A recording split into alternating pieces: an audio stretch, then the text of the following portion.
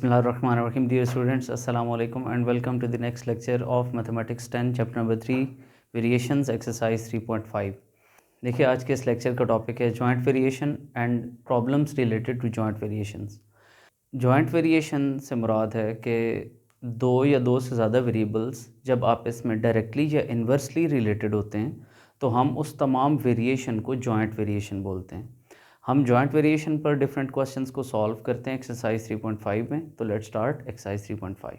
देखिए question number 1 में हमसे कहता है कि if S varies directly as U square and inversely as V and s is equal to 7 when u is equal to 3 and v is equal to 2. Find the value of s when u is 6 and v is 10. देखिए सबसे पहले तो वो आपको एक relation के बारे में बता रहा होगा कि s वेरी करता है डायरेक्टली एज यू स्क्वायर। इतनी स्टेटमेंट पढ़ के आप लिखें s is directly proportional to u square and inversely as v। तो इन्वर्सली के लिए आप फ्रैक्शन डाल देंगे और v के लिए डिनोमिनेटर में v आ जाएगा। उसके बाद आप जानते हैं कि साइन ऑफ प्रोपोर्शनैलिटी को हटाकर जब इक्वालिटी लगाया जाएगा तो एक कांस्टेंट k इंट्रोड्यूस करवाएंगे और ये आपके पास s in terms of u and v आ रहा है। अब इसमें k अननोन है। k को फाइंड करने के लिए याद रखिए कि वो जितने भी वेरिएबल्स आ रहे होंगे s, u और v उन सब की वैल्यू प्रोवाइड करेगा ताकि आप वैल्यू ऑफ k को फाइंड आउट कर सकें। तो हम ये पुट कर देते हैं जो गिवन वैल्यूज़ हैं, यानी put s is equal to 7 when u is 3 and v is 2। तो 7 u की जगह पर 3 का स्क्वायर, v की जगह पर 2। तो इसको आप देखिए 7 इंटू 2 हो जाएगा और डिवाइडेड बाई 3 स्क्वायर इज़ 9 और वो यहाँ पर आकर डिवाइड हो जाएगा। तो k की वैल्यू आपके पास आ रही है जी 14/9।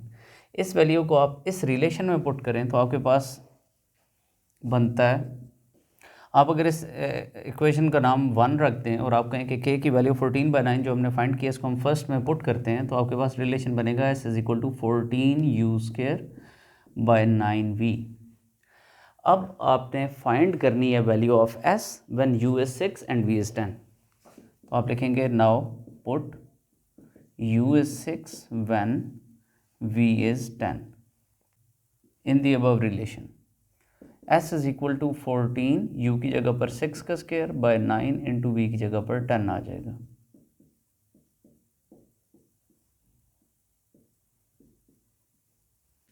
तो इस तरह से ये 28/5 के इक्वल आ रहा है आफ्टर सिंप्लीफिकेशन। तो आई थिंक आपको ये क्लियर हो रहा है। मूव करते हैं इसके सेकंड क्वेश्चन की जानिब। देखिए क्वेश्चन नंबर 2 में आपसे कहता है if w varies jointly as x y square and z and w is 5 when x is 2 y is 3 and z is 10। Find the value of w when x is 4 y is 7 and z is 3। तो इसमें जैसा कि इसने कहा w vary करता है jointly as x y square and z, तो आपने इन सब को न्यूमरेटर में लिख देना है। यानी अगर वो कहता directly as x and y square let's suppose and inversely as z, तो जो इन्वर्स के बाद आ रहा होगा वो डिनोमिनेटर में आएगा और जो डायरेक्टली के बाद आ रहा होगा वो न्यूमरेटर में आएगा। लेकिन अगर जॉइंटली आ रहा है तो उसके अंदर आप सारी जो है वो पैरेलल में इस तरह से लिख देंगे, यानी आप उसमें फ्रैक्शन या इन्वर्स वेरिएशन को इंट्रोड्यूस नहीं करवाएंगे। w is equal to k x y square z, ये हमने रिलेशन बना दिया। अब इसमें आप देखिए कि w की वैल्यू भी x की, y की और z की, इन सब की वैल्यू उसने प्रोवाइड की ताकि आप वैल्यू ऑफ k को फाइंड आउट कर सके। अगेन इसी तरह से तो आप लिखेंगे put w is equal to 5 when x is 2 y is 3 and z is 10। तो 5k 2 3 स्क्वायर एंड 10।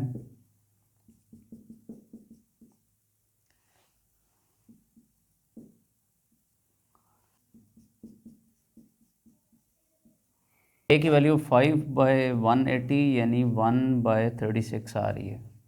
तो अब इसी तरह से अगर आप इसको 1 कहें तो आप कहेंगे put k is equal to 1/36 in 1। तो आपके पास ये एक्सप्रेशन बन जाएगा w is equal to 1/36 x y square z।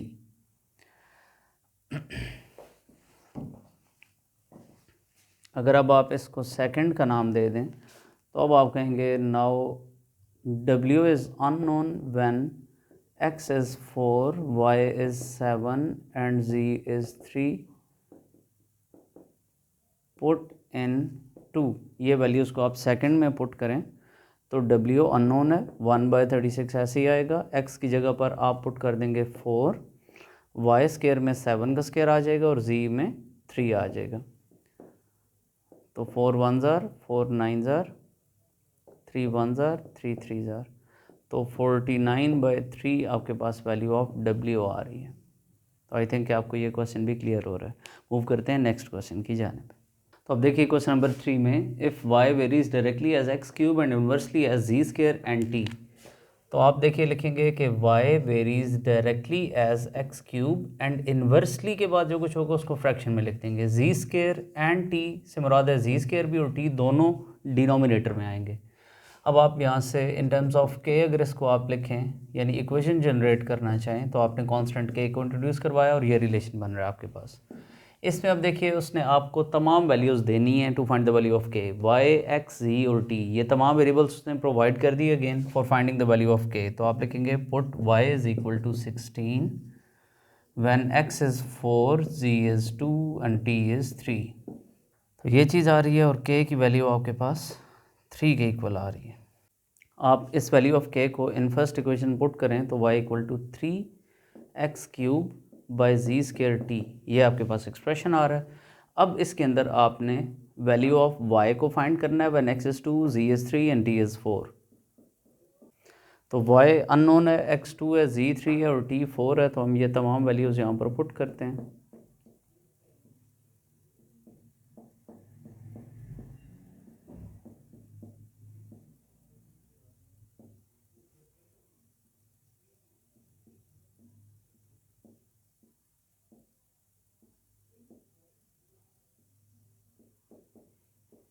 तो y की वैल्यू आपके पास आ रही है 2/3। आई थिंक ये क्वेश्चन आपको क्लियर हो रहे हैं। सिमिलरली क्वेश्चन नंबर 4 पर आते हैं। U varies directly as x square and inversely as the product of y and z cube.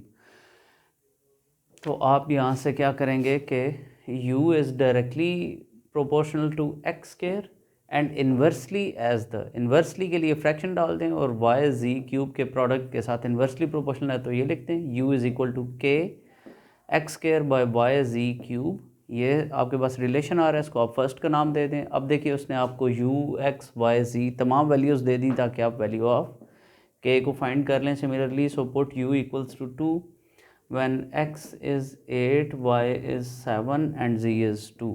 तो आप यहाँ पर यही तमाम गिवन वैल्यूज़ पुट कर देंगे।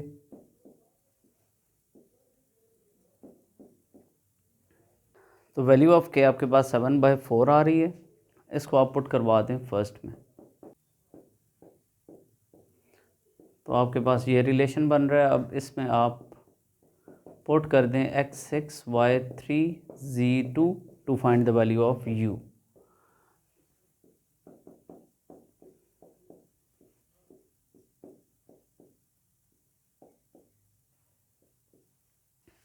ये तमाम वैल्यू सब्सटीट्यूट करने पर आपके पास आंसर आ रहा है 21/8। आई थिंक कि आपको ये तमाम क्वेश्चंस क्लियर हो रहे हैं। मूव करते हैं इसके रिमेनिंग क्वेश्चंस की जानिब।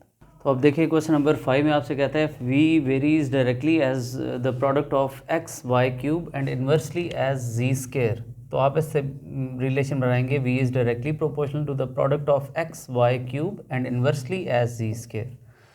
नेक्स्ट आप इसको इक्वालिटी में जब रिप्लेस करेंगे तो अगेन आप कांस्टेंट ऑफ प्रोपोर्शनैलिटी के इंट्रोड्यूस करवाएंगे, इसको आप फर्स्ट का नाम दे दें। अब देखिए उसने आपको again v x y z तमाम की वैल्यूज़ दे दी, तो आप इन तमाम को पुट कर देंगे फर्स्ट में। So putting v equals to 27 x 7 y 6 z 7 in 1।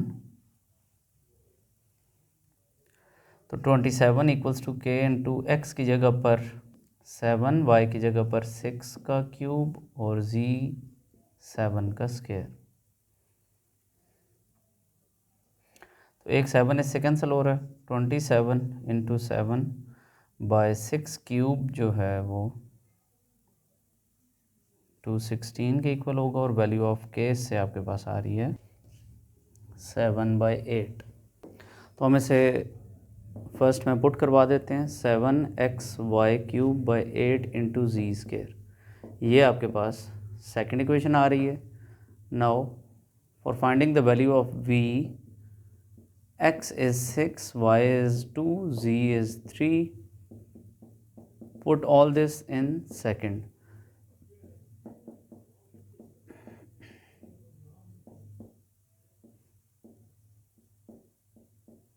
तो इस तरह से आपके पास 14/3 ये आपके पास वैल्यू ऑफ v आ रही है। तो आई थिंक कि आपको ये क्वेश्चन भी क्लियर हो रहा है। सिमिलरली अब क्वेश्चन नंबर 6 पर आइए, last question of the exercise. If w varies inversely as the cube of u, तो इसका मतलब हुआ w वेरी करता है inversely as the cube of u से मुराद u क्यूब है। तो आप इससे रिलेशन बना लेंगे w is equal to k by u cube. अब ये कहता है, अगर मैं इसको फर्स्ट का नाम देता हूँ तो w 5 है व्हेन u इज़ 3, तो यहाँ पर आप 5 पुट करें, u की जगह पर आप 3 पुट करें, तो 5 इंटू 3 क्यूब 27 आ जाएगा। वैल्यू ऑफ k आ रही है 135। जैसे आप पुट करवा दें फर्स्ट में, तो ये एक्सप्रेशन बन रहा है w equal to 135/u cube.